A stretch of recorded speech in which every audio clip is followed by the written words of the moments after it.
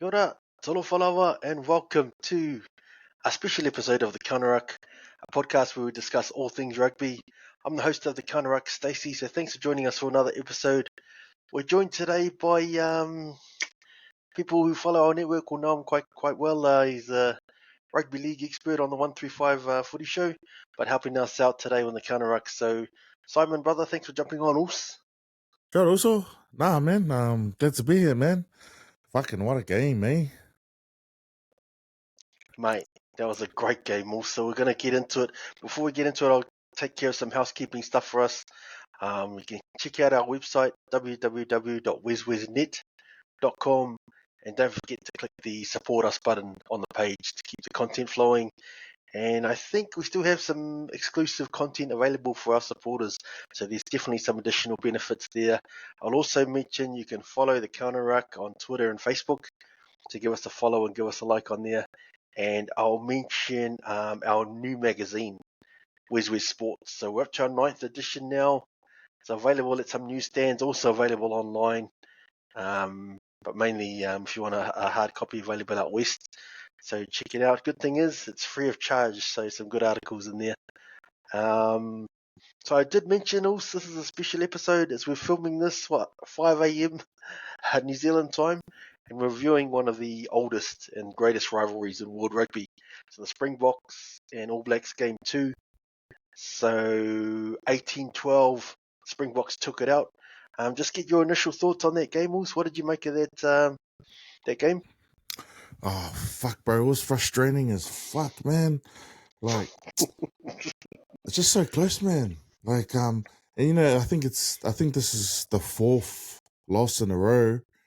And you look at it from the stats point of view, it's almost seems like South Africa, the Springboks are the All Blacks daddies at the moment, but even going back to the final, there's not much in it last week. And to be honest, man, I think the boys did enough. I thought we kind of got let down from the organisers and the team, man. Yeah, bro. It was. I just thought some decision makers from making from our from the guys that run the team. Kinsey, man, I thought he had a shocker. I thought some of those penalties were kickable, man. Especially that last one, man. That was a pure chokage. Before they got over for the try to seal it. We had that penalty kick to put us ahead. But even before that, man, I thought it was weird. He went for a 50-odd meter penalty. You can see a few, probably about 5-10 minutes before that, and we've seen Geordie Barrett in the past kick those, and I mean they're not easy, but they were like not too far away. They were still relatively in front, but yeah, bro, just a couple of dodgy decisions there from us. One, I thought the boys did enough. It was kind of almost replica of last week, bro. That once we strung a few phases to it, you could see what we were trying to do, what South Africa were trying to do, and we opened them up. We weren't able to get over the line, but I thought we'd done enough to apply pressure to collect points, which we did. But yeah, just disappointing because the game was there in the All Blacks for the taking also, and we just weren't good enough to do it. Yeah, I agree with that. I think that's 4 in a row that the Springboks have won now for the first time in like 85 odd years. And you think about that, they could have won 3 of those games, that World Cup final, and these 2 games were there for the taking. So it's just some decision making under pressure. It was sort of brought up in our group chat how the South Africans seem to be able to cope with that pressure a bit more with the game on the line. So 100% agree with you there. But a real typical test match, grinding a win and taking the points on offer. There wasn't sort of a whole lot of opportunities, but and I like the Springboks, their confidence. They continually turned down a lot of those threes and went for the tries. It didn't always pay off, but I think they thought that they had the All Blacks covered, as you probably would if you've won 4 in a row. So, mate, no tries for the All Blacks. Any issues do you think around their attack? I know I heard on the commentary as well. They mentioned that the All Blacks prior to this game, they hadn't scored a point in the last 20 minutes of any of their rugby championship games. So maybe some bench issues or some attack issues. You got any thoughts on that?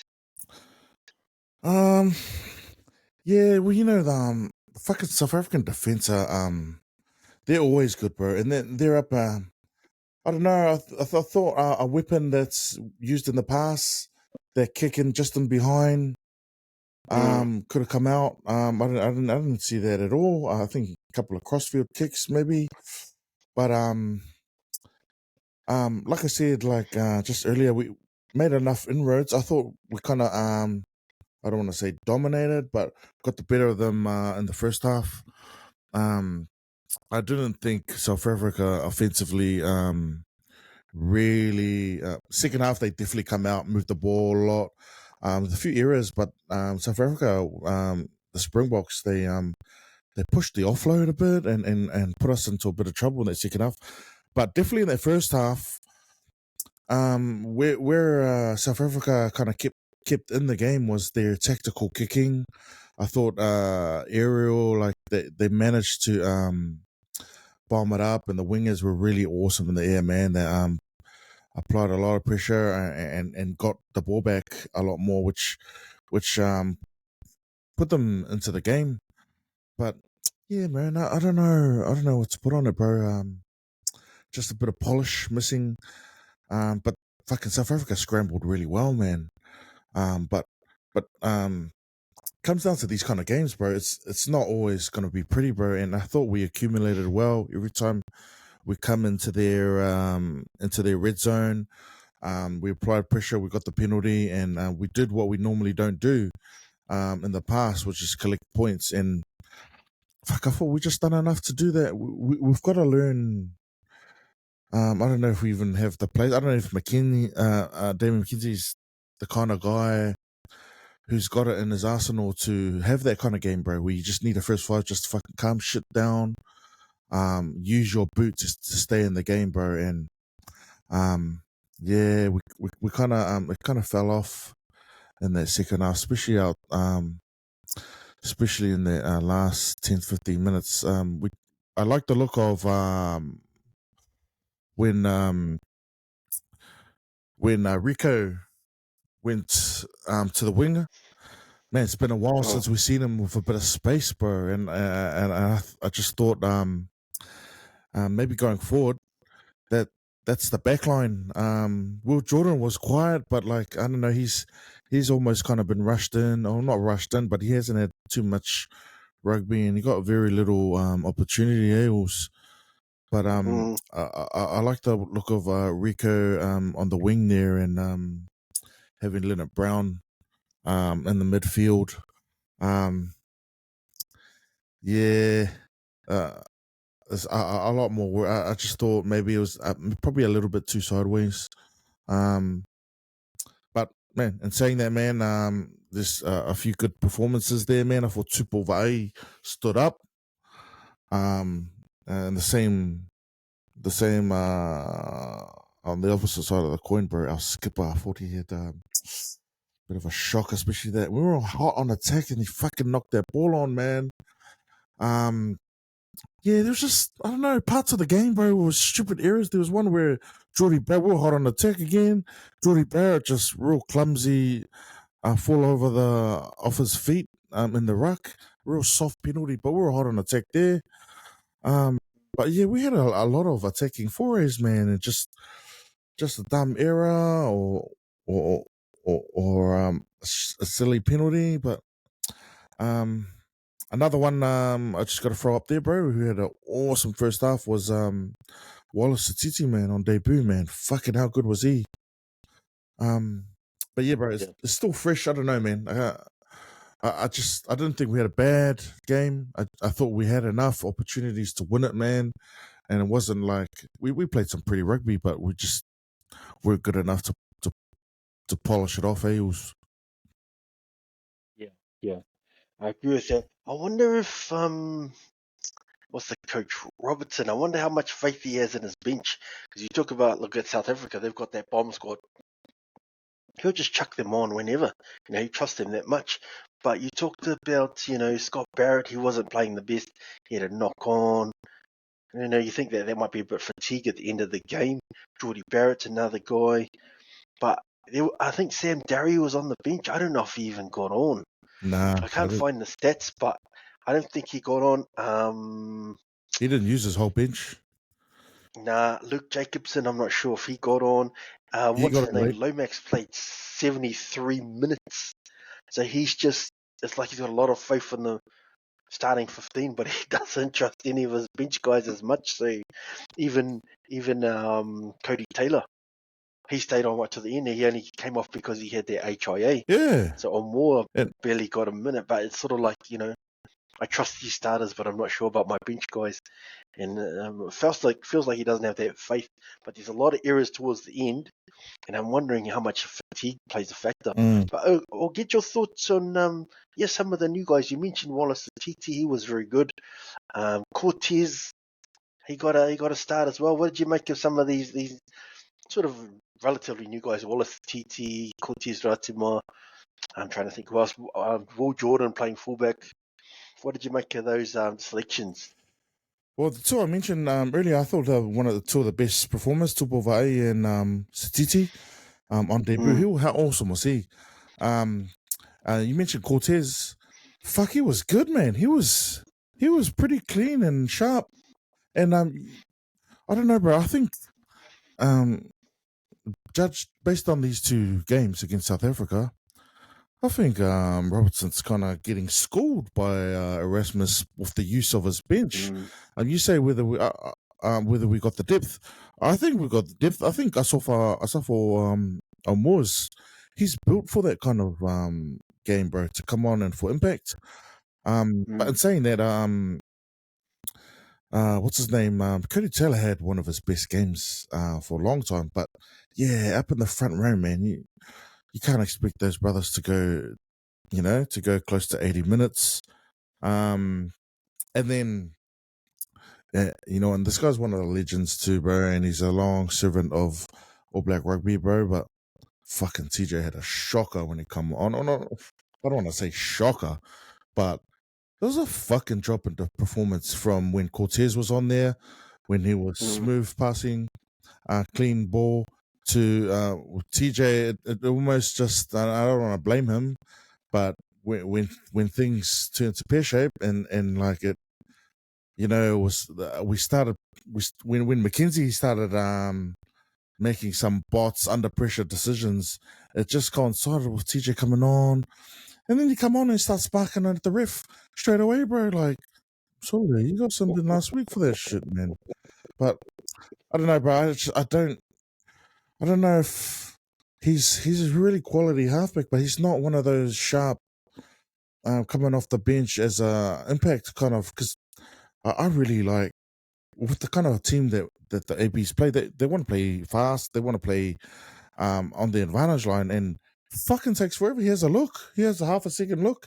Then he passes the ball, man. And by the time, we just saw what South Africa, who I got to say, man, on defense, that midfield, man, how they pushed the line, but man, guys like Deallen, Creel, they were up in their faces all day, man. They did not stop. So you really need your halfback to fucking have, and that's probably the biggest thing. There's not too much change in that backline apart from one losing our 9 and 10 from last year, our starting 9 and 10, that's huge, bro. But yeah, those are the three standouts for me. I thought Cortez done a good job, had done his job really well. And again, I just want to props to Wallace Cortez, who fucking carried awesome, man. A couple of good breaks, and Tupo Vai, man, he pitched a bit of ball in the line out. Thought our scrum, I think I'm big shout out to our scrum, because Solly in that first 5 minutes, man, it looked like we were gonna get beaten up. which we did for the first few minutes of the game. Physically, we were just getting fucking smashed in the rucks. Those scrums were like fucking, we were getting dominated, but solid. Both set pieces, line out, and scrums. The forwards managed to get a bit of parity. So yeah, I thought it was a better performance. I thought it was more of a dumb performance, also. You know, I mean, they always put the effort there, but we're just lacking a bit of cool calmness in there, man. I mean, you're a bit more down with the local scene there, man. Is there anyone else at First Five that we? That's the problem, also, because I know over on our side he's been copying a lot of criticism. D-Mac, I'm talking about. But honestly, I think he's the best first fiver in the country, even though I agree with everything you said. So I'm not sure. I don't know if there's anyone better.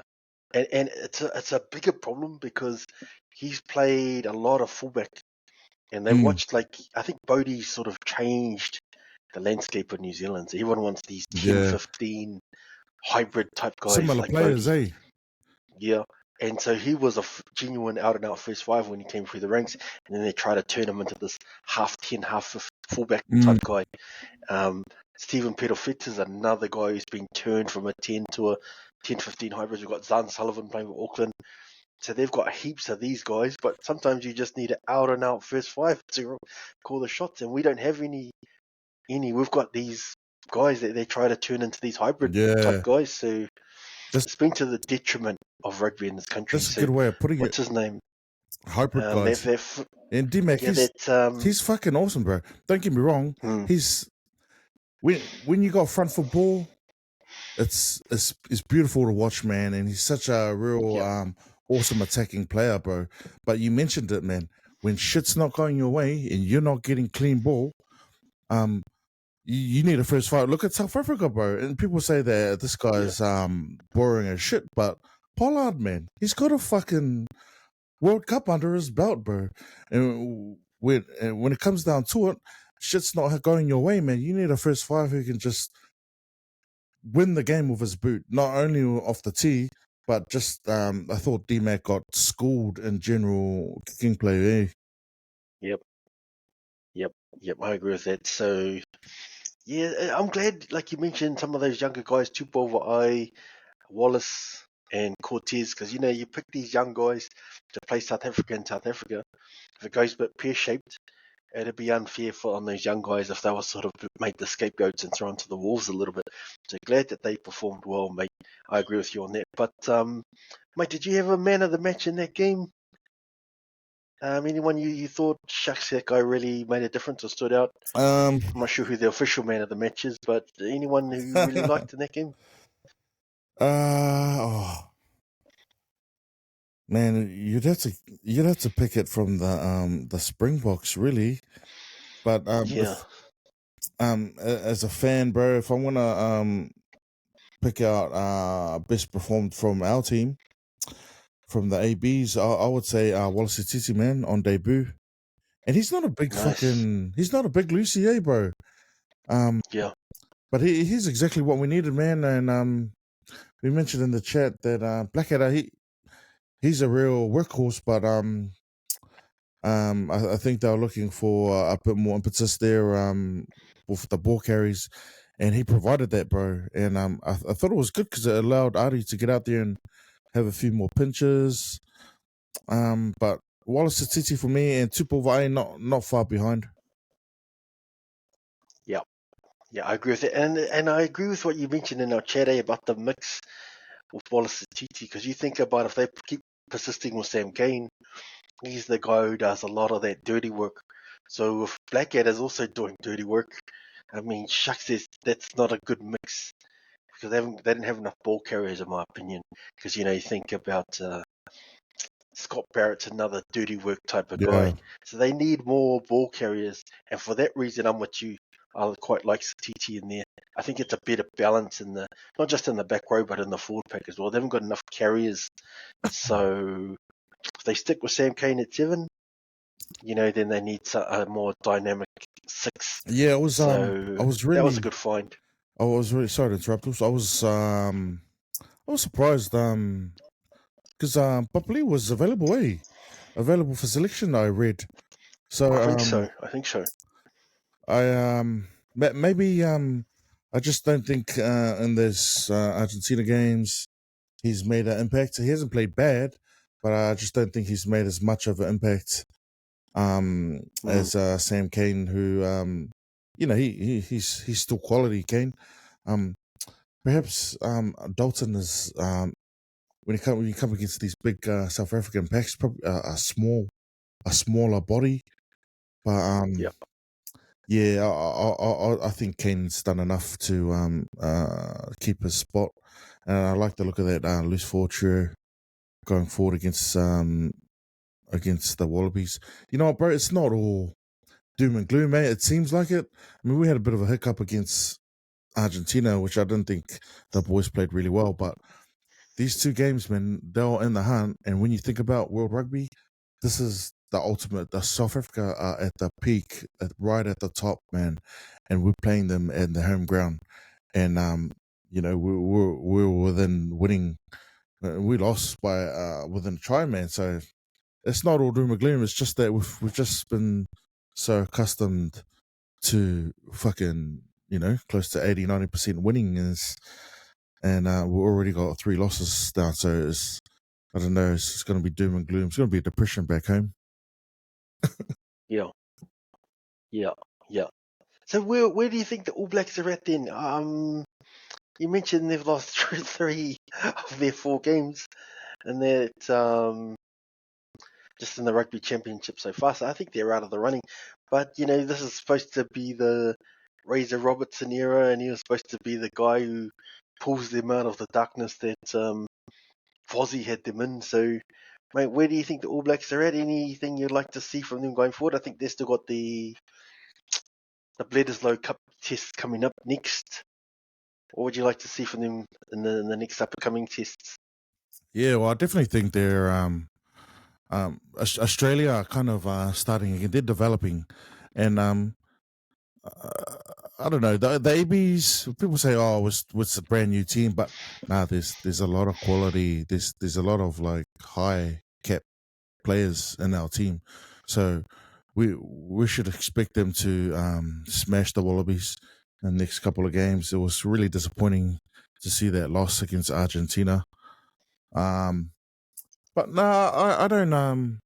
Without really following Europe game, but I do think Ireland's the better team coming out of there over there. So I think South Africa firmly on top, and maybe Ireland and the ABs and they're just below them.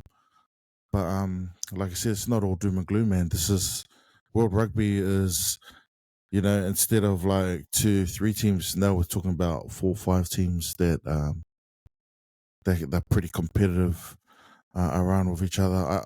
I just think that with the major positions, 9 and 10, these are the positions that the big question mark for Robertson to find before the next World Cup, because I don't know how old DMAC is, but um I wouldn't want to be fucking trusting him in the World Cup final, semi-final. It's just a bit too jittery, man. When it comes to time where we really, man, and you know what to think about it. It was only 1 point. It was only 1 point in it with like fucking 10 minutes to go, man. And it's just really dumb decision making. Yeah, fuck. I don't know, bro. I don't know where to. Nah. I agree with you, Sue. I know that's why Robertson, I'm not even sure if he trusts McKenzie, because he fought hard to try to get New Zealand rugby to relax their rules to get Moonga to come back, even though he's playing in It Japan for the seemed he next was desperate. 2-3 seasons. So Yeah.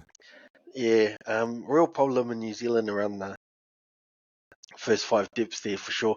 I think that maybe Ratma might be the guy going forward, which is good at 9 at least. Yeah. But 10, there's still not a lot of guys there, so yeah, it's going to be interesting. Just on the Bledisloe, any chance that we might be in trouble there, or do you think we should be okay? Nah. No Um, way. Surely not. I don't. I think especially from last week, I thought the boys would take a bit of confidence. And I don't think the head should be down after this performance. Because physically it looked like South Africa early in early stages that they might come out and bash us up, but we kind of weathered the storm, bro, and showed a bit of heart. You know, if anything, it was like I said earlier, it was the decision makers, man. It was the top 2 inches, a bit dumb rugby, and and I don't want to hark on about it, but that D-Mac penalty, man, right in fucking front, that was crucial, fucking crucial. Would have put us in the lead, man.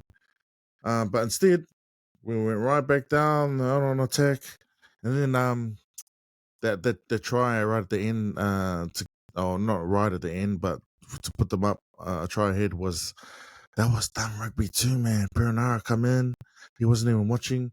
Perenara missed the fucking other tackle when they went out wide earlier just before that, man. So I mean, there's a few I don't know if you should say weaknesses that the Wallabies can attack, but he definitely Robertson definitely needs to work out what he was going to do on the bench. I think Cortez showed that he's a better he's probably got a quicker delivery off the floor with the ball in hand. But no, I don't see anything. You know, fucking the Wallabies just got away with beating Argentina just last week. Yep. But like I said, they're just developing, so I don't see them beating us at all. Yeah, no, I agree with that. I think you're right. Maybe the makeup of the bench and that final 20 minutes, that's where they really need to focus. So that's 2 games in a row that the All Blacks have been in the lead against South Africa and they've lost. I think those 2 games against Argentina, the last 20, they didn't score a single point. So they've got problems with closing out games. Who they turn to, that might be another problem, because I'm not sure if there's any better guys. But I think at least, I think so far it's been a continuation of, Ian Foster's regime. He's picked, I'll just recall Sam Kane, I'll pick Perenara, I'll just pick all the same old guys. But this time, hopefully, Wallace Titi was good. Hopefully he sticks it out. Radatimo was good. So this could be the new blood, the new way forward with with Razor really stamping his mark on the team. So I think that's just about us. Or do you want anything you want to say before we're about to wrap up our little No, bro, just review? that. I think Robertson's in a position where like he has no choice but to start, blooding new kids, man, because what South Africa showed, especially with all the changes and from the first game to the second game, is they have depth. They have depth of players who are tried and tested at test level, whereas New Zealand always have depth, but we have quality players, but we don't have depth in terms of that next level of test rugby, which totally different kind of rugby, man. You can play your flash, good-looking rugby at Super Rugby level, NBC level, but test rugby is a different kind of footy. So I think maybe the Bledisloe Cup and the rest of the Tri Nations is a good time to start blooding some of these, like you said, trying out these new guys coming off the bench. But yeah, man, don't lose hope, man. It's not as bad as we've lost 4 in a row, but these guys are the world champs, man, and yeah, we're not too far behind, I don't think, bro. Yeah, I agree with all that. It's tough. I know, like the All Blacks fans are, quite unforgiving when it comes to losses, and they expect us to win all the time, and we haven't been that convincing. So I think we've lost, 3 of our last 4 tests. I'm not sure what that means. I think the Freedom Cup is now South Africa's. That's the annual cup that the All Blacks in South Africa play for. We've had it for quite a while, and now they're winning it. And I think they've got one hand on the Rugby Championship. So South Africa continuing their good form, and you can see their depth. They made a lot of changes. A lot of these guys that we don't know a lot about in New Zealand anymore now that they're not part of Super Yeah, Rugby. But there's some good kids coming through. Some guys, that first five I had never heard of. Bro, he looks a gun. I can't from remember his last name week, yeah, already. Yeah, he was he looks mean. good. A lot of good players coming through. But yeah, mate, that's about us. Just get some final thoughts from you, brother. Just in closing, have you got anything you want to just say before we wrap up? Nah, bro, I think we're pretty we're pretty sweet with that Bledisloe Cup to continue the dominance, man.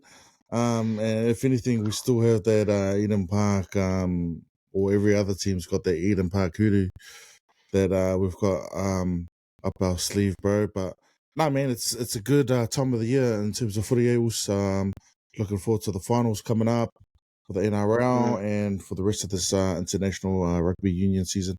But before we go, we yesterday over here in the Gold Coast, all the Gold Coast rugby union juniors season finished up, and so Oh, man. I just want to congratulate all the players that turned out for their teams for their clubs this year. As you know, rugby union over here in Queensland, it's not even little brother, bro. It's like the cousin next door. Kind of gets very little